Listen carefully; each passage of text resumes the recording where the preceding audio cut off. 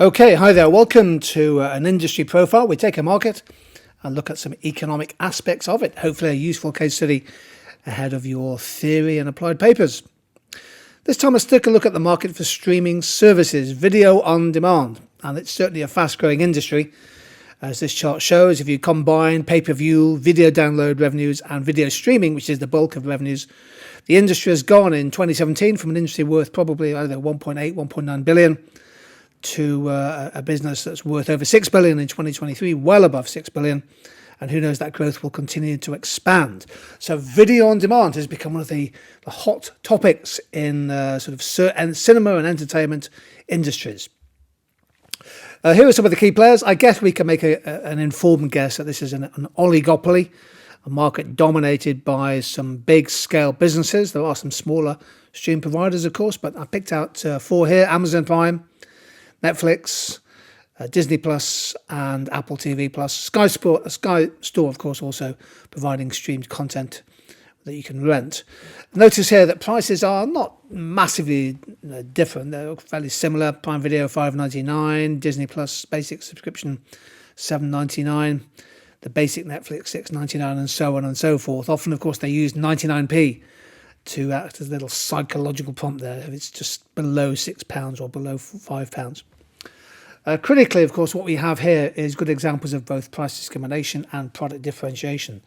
So with Netflix, for example, the basic price of $6.99, no HD streaming, one device at a time, whereas if you go to standard, you can expand the number of devices. And with premium, you get ultra high definition, 4 devices at a time, $15.99. So they're building a little bit of price discrimination, but also some product differentiation. And likewise, a nice one there with Amazon Prime, charging a lower monthly fee for students. So there's a feel for the pricing. Netflix obviously dominates in many ways. This is the number of households in the UK subscribing to Netflix over the last 10 years or so. The business was launched in 1998 as a basically digital DVD rental store, and it pretty much demolished Blockbuster, which went bust. And then in 2007, the company pivoted into streaming video services, the rise of broadband services, capacity becoming more affordable and accessible. And in best part of 10, 12, 15 years, Netflix become the biggest streaming service in the world with the most number of subscribers. It's also highly profitable. In 2022, it made $4.5 billion of profit on revenues of just under 32 billion. So you can work out there the rough approximate percentage profit based on revenue. Okay, now various sections in this little video, I'll ask you to pause it and maybe just think about something, have a go. I'll go through the answer with you. So can you maybe think about the likely price elasticity of demand for streamed video on demand services such as Netflix? I won't run the clock on this one. I'll just give you a chance to press the pause button and let's talk through the answers together. What do we reckon? How price elastic do you think is a Netflix subscription? It's a nice little application, isn't it, of microeconomics. On the one hand, you could make a case for saying that consumers are likely to be price sensitive. After all, this is a competitive market. There are substitutes to Netflix. Amazon Prime is a good one. Disney Plus, obviously, Apple TV. So there are competitors. Many people, of course, have subscriptions to all of them. The costs of switching are fairly low. So the time and inconvenience and cost of switching, not zero, but not massive, different, I suppose, to mobile phone contracts. Those factors would suggest that demand is likely to be price elastic. The monthly subscription fee will affect demand. On the other hand, conversely, brand loyalty can be built up, of course. People become loyal to a particular brand and they have a default behavior. Once they're locked onto a certain subscription, they become less sensitive to price changes. Demand coefficient of elasticity goes down. The quality of original programming might also reduce the price elasticity as well. If people become aware that this particular Netflix, for example, is producing very, very high quality content, they may be reluctant to switch their video on demand provider. Now, here's another question for you. Chance to press the pause button. Why do you think a business such as Netflix might depart from pure profit maximization as an aim? Take a moment or two, press the pause button, write your own answer down, and then we'll go through together. This is quite a nice question about when businesses have different objectives. So a company like Netflix might decide to prioritize market share and the long-term growth of the business. So to do that, they might be willing to sacrifice short-term profits and focus instead on achieving internal economies of scale, like growing the business, having more installed families and users to drive down long-run average cost. I won't use any diagrams in this video, but you might want to think about how you draw an economy of scale diagram, demand shifting out, economies of scale, and how that might, in the long run, drive higher profits. And it's also to do, if you've understood the principal agent problem and managerial theories of the firm, managers in the business might focus on meeting the sales targets or meeting target to grow revenue rather than purely optimizing the business to maximize profits. And indeed, shareholders in Netflix may not be necessarily able to view directly, observe directly what the managers are doing. So managerial objectives, long-term objectives might cause a movement away from pure profit maximization. Time to press the pause button again. Can you please jot down for me? Can you give me 2 examples of non-price competition in the video streaming market? Now, in an oligopoly, typically, not always, but typically prices tend to be clustered around a certain level. Now, they are different in the video streaming market, but they're not massively different. And I think non-price competition is super important for businesses wanting to gain market share. So one aspect I've chosen will be streaming quality. So a lot of people now competing on the basis of the quality of streaming, video resolution, the fast loading times, minimal risk of buffering, particularly when it's really peak demand. Seasonal demand for films and things and sports events. You need that supply side capacity. So streaming quality, I would argue, is a key factor of non-price competition. And secondly, I've gone for the original and exclusive content. So companies such as Netflix and Disney Plus are spending billions of dollars and pounds every year on new series, new content, often, by the way, germane to a particular country where they may be targeting sales in a particular economy. So films, other content, including bidding for the rights to show live events. Amazon Prime has done that successfully. And platforms compete with each other, not just on price, but by securing exclusive rights to certain content. Can you give me, please, 2 examples of price discrimination used by video streaming businesses? Again, press the pause button if you want to give yourself a little time to think of your answer.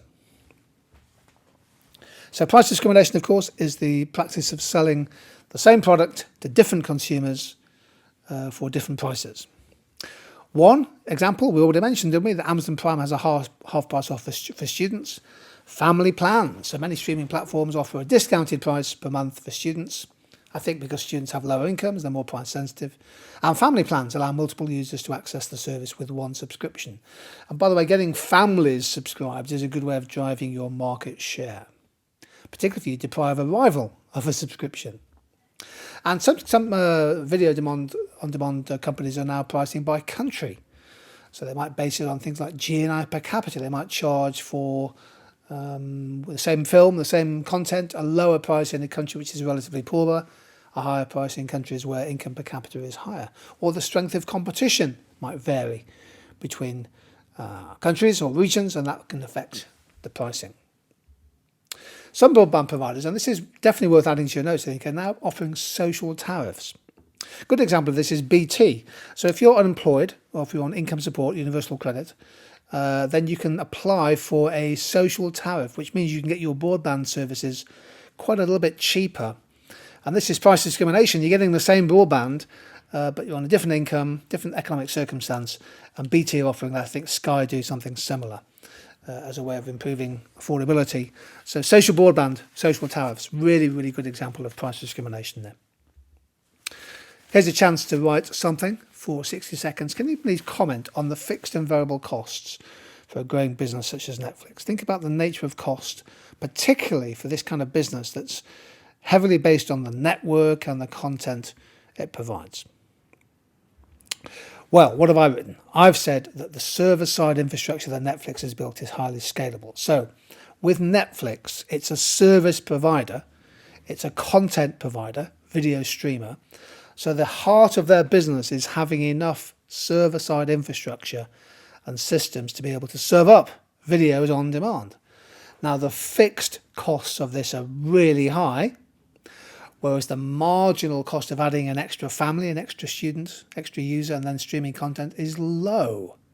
Fixed costs high, marginal costs low.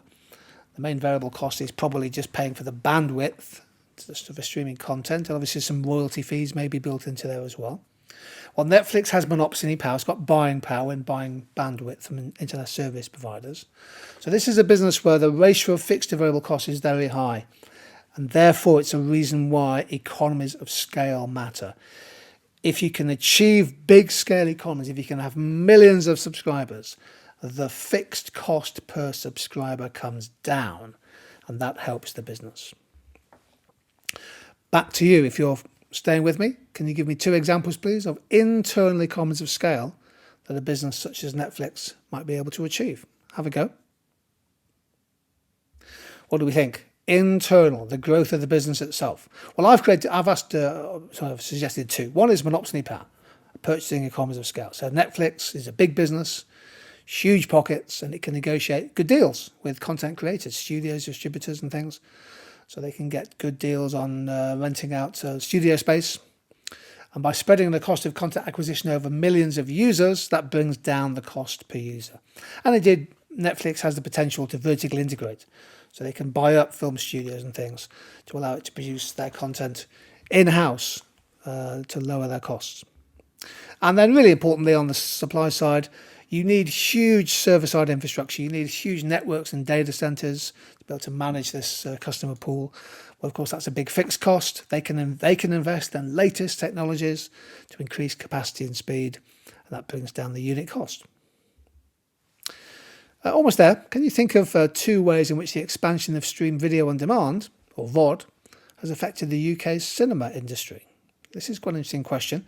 How has video on demand, which we know has grown, now an $8 billion business per year, affected the UK's cinema sector?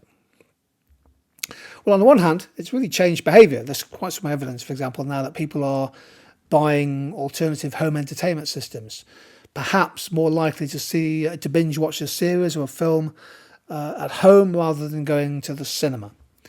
Indeed, some studios and distributors, such as Netflix, have now started to release movies simultaneously in cinemas and on streaming platforms, or the gap between those two. Cinemas often get things first, but that gap's come down. So a lot of content now goes straight to video on demand. It doesn't even go to the cinemas. And clearly that's a threat in terms of their profits, their revenues, and so on. On the other hand, cinemas have responded. They have invested heavily in sound system, Dolby Atmos immersive sound, improving the cinema experience with reclining seats and sofas, in-house food. And critically, cinemas are now trying to leverage their space. So instead of just showing films, they're screening live cultural and sports events and investment in facilities, for example, for multiplayer gaming. You have to find alternative sources of revenue if there is this switch between video on demand and cinemas. Now that depends, of course, on whether you think the two are substitutes.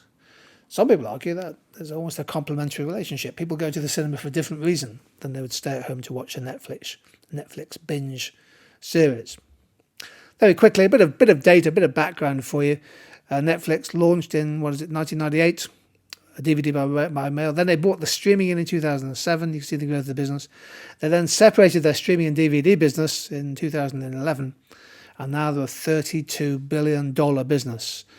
And as you can see, it's streaming ahead. They are now a stream-only business. Dramatic growth there. Just a hint that the growth of the business is slowing down.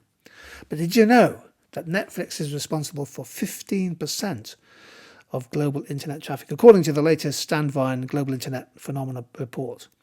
15% Netflix, 12% YouTube, TikTok nearly 4%, Disney Plus 4.5%, so on and so forth. So Prime Video only 3%. So these dominant businesses, these internet video on demand service providers, wow, YouTube and Netflix together account for 26%, over a quarter of all the internet traffic in the world. Fascinating market, fascinating industry. And I hope you found this little session useful as revision. If you did, could you press the like button? That would be great. Really appreciate it. But thank you for joining in. Take care. Stay safe. Stay happy. Stay curious. And see you sometime soon.